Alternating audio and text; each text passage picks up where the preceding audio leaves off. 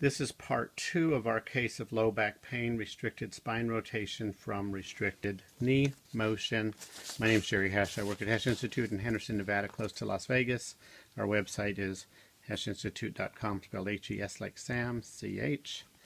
And I just treated Sandy and worked to restore posterior glide of the femur. She also had a restriction of hyperextension in that knee. It's a lot freer now. And I can take up the slack through the femur now, and I can impart some spring mobility. The accessory motion of external rotation of the tibia will now be tested.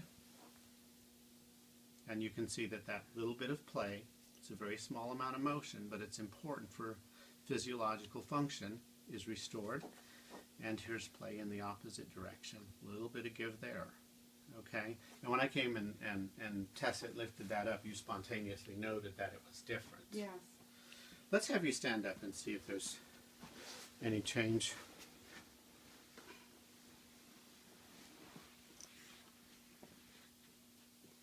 So go ahead and test twisting.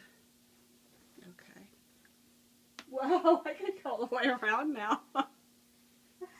That's amazing. Look at that.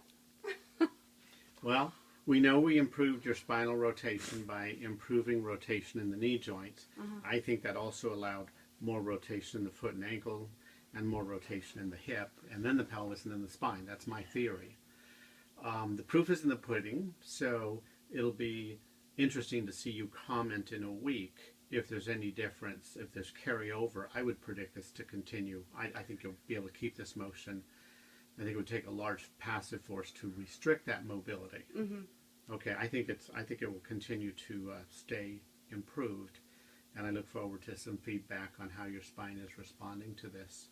So, interesting case. I don't have another video up like this where we show restricted spinal rotation in response to a restricted knee joint. So it's very valuable.